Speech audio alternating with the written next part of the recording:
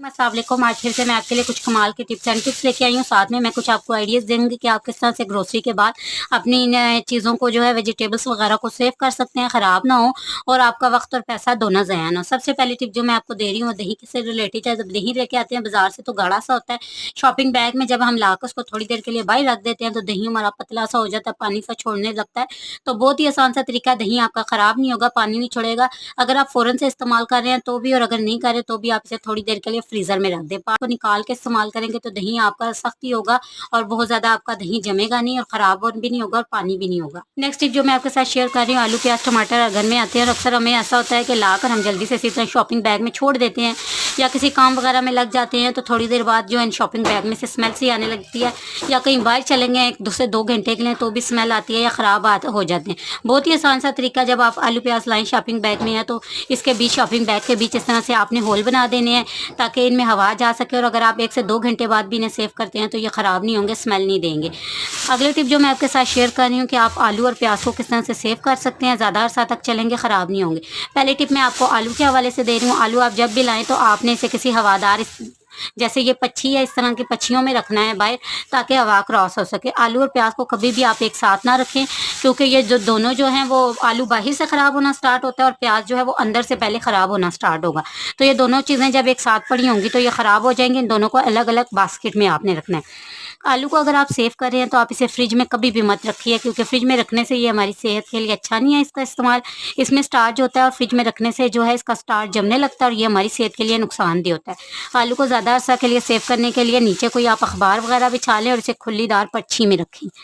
Next आ जाते हैं जी प्याज को सेव करने की तरफ। प्याज को जब भी आप सेव करेंगे तो प्याज को आपने किसी इस तरह की हवादार टोकरी में रख कर फ्रिज में रखना है। फ्रिज में रखने से चन्नाहट कम हो जाती है, प्याज की लॉन्ग लाइफ बढ़ जाती है और प्याज ज़्यादा अरसा तक हमारा स्टे करता है।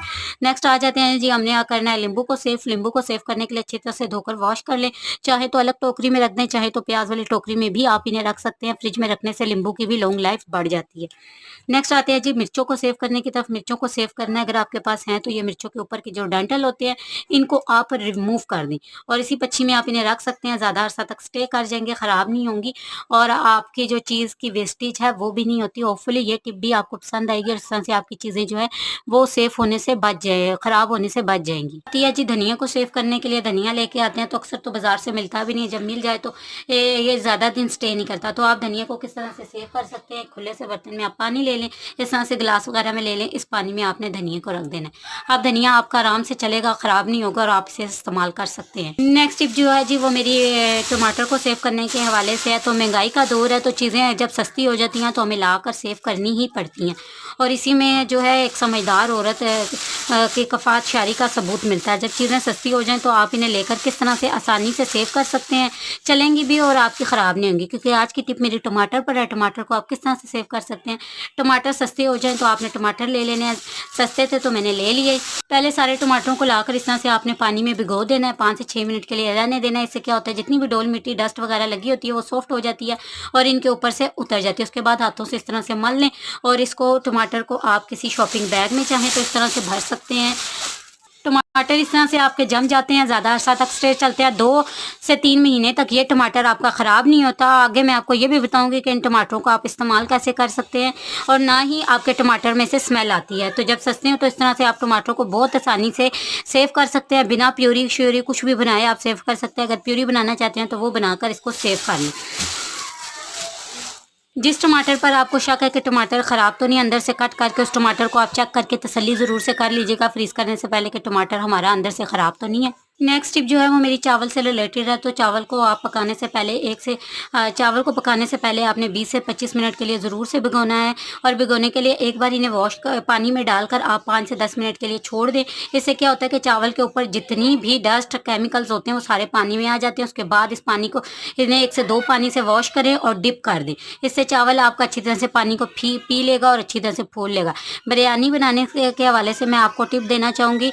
अक्सर जो होता है नए बच्चे जो हैं वो खाना बनाते हैं या बिरयानी बनाते हैं तो हमारी इतनी टेस्टफुल नहीं बनती, या चावल जो है वो गिर जाता है, या चावल हमारा बहुत ज़्यादा कच्चा रह जाता है। तो आसान सा टिप है, अगर आप नए बच्चे बच्चियाँ जब चावल की बिरयानी बनाएं तो हमेशा सेला चावल का यूज़ करें, और पीले वाले सेला चावल का यूज़ करें, क्योंकि वो पुराना होता है और उसको 40 मिनट ज़रूर से भिगोएं। अगर आपका चावल ज़्यादा बॉयल भी हो गया तो बिरयानी में वो चीज़ कवर हो जाती है सेला चावल की वजह से, और आपकी बिरयानी बहुत ही टेस्टी बनती है। मुझे उम्मीद है ये टिप्स आपके काम आएंगी और आपकी बिरयानी भी बहुत ही अच्छी बनेगी। नेक्स्ट जी, मैंने गिलास ले लिया, उसमें मैंने आटा ऐड कर दिया और हम इसके ऊपर हम रख देंगे छन्नी। अब ये हमारा काम बहुत आसान हो जाता है, एक तो हमारे हाथ नहीं दुखते, आटा बहुत जल्दी बहुत आसानी से छन जाता है। और अक्सर ये प्रॉब्लम होती है कि हमारा बर्तन छोटा होता है और आटा हमारा बाहर गिर रहा होता है और आटा हमारा बाहर भी नहीं गिरता। इस तरह से ये देखिए हमारा काम बहुत आसानी से हो जाता है। आप इस टिप को ट्राई कीजिएगा।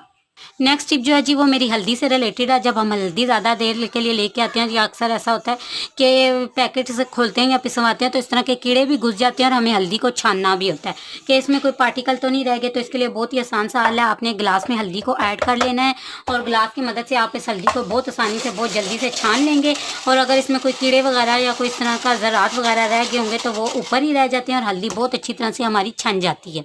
अक्सर हम हल्दी को जब डब्बों में डाल देते हैं तो उसके बाद भी इसमें कीड़ा घुस जाता है, तो थोड़ा सा नमक आप इसमें ऐड कर दें, क्योंकि मैं पहले ही ऐड कर चुकी हूँ इसलिए मैं आपको बता रही हूँ। और फिर खानों में उसी मुनासबत से आपने नमक कम कर देना है, हल्दी में कीड़ा नहीं घुसेगा। नेक्स्ट टिप जो है, रबड़ को अक्सर हम सेव करते हैं तो रबड़ जो है वो हमारे आपस में उलझने लगते हैं, या डब्बे जब बंद रहते हैं तो एक अजीब सी नमी घुस जाती है। तो ये मेरे खाली पड़े हुए रबड़ थे और इनमें मैंने थोड़ा सा टल्कम पाउडर डाला था, और इस जार को आप बंद करके रख दें, आपके रबड़ उलझेंगे नहीं, ख़राब नहीं होंगे और ज़रूरत के मुताबिक ये रबड़ ईजीली आपको मिल भी जाते हैं। नेक्स्ट टिप जो है जी कि अदरक लहसुन हो या टमाटर हो, इसकी अच्छी सी बारीक सी पेस्ट या प्यूरी भी बन जाए, हमारे बर्तन भी गंदे ना हो, हमें बिजली भी यूज़ ना करनी पड़े और हाथों से भी बहुत सारी हमें एनर्जी ना लगानी पड़े। तो उसके लिए मैंने बहुत ही आसान सी एक टिप आपके साथ आज शेयर किया। आपने इस तरह का जो हमारा ले लेना है, उसके ऊपर कोई शॉपिंग बैग चढ़ा लेना जो बारीक से, और इस बात की तसल्ली कर लेनी है कि जो आपने ग्रेटर यूज़ किया है, शॉपिंग बैग यूज़ किया है, वो आपका साफ़ नीट एंड क्लीन है। इसके ऊपर आपने अपने लहसुन को रब करना है। आप देखेंगे कि थोड़ी देर बाद आपका लहसुन बहुत अच्छी तरह से चॉप हो जाता है। सेम काम आप टमाटर के साथ कर सकते हैं। टमाटर की आप प्यूरी बना रहे हैं तो आप ये वही फ्रिज वाला टमाटर का मैंने पीस निकाला है, इसकी प्यूरी बहुत अच्छी बनती है और टमाटर वेस्ट भी नहीं होता, लास्ट में इसका सिर्फ छिलका बचता है। तो ये देखिए बहुत अच्छे से पील हो जाता है, बर्तन भी गंदे नहीं होते, हमारी वेस्टेज भी नहीं होती और हमें बहुत ज़्यादा एनर्जी भी नहीं। बिना मशीन वगैरह का यूज़ किया आप बहुत अच्छी से प्यूरी बना सकते हैं इन चीज़ों की और बहुत अच्छा सा इन्हें साफ़ कर सकते हैं। नीचे से हमारा ग्रेटर भी नीट रहता है। मुझे उम्मीद है मेरे आइडियाज़ आपको पसंद आए होंगे, आप इन आइडियाज़ को ट्राई करेंगे, आपको अच्छे लगे हैं तो आप इन ज़रूर टेस्ट ट्राई करें। इनसे आपके वक्त और आपके पैसे दोनों की सेविंग होती है। अच्छे लगे हैं तो लाइक शेयर कमेंट करके चैनल को सपोर्ट कर दें। अल्लाह हाफिज़।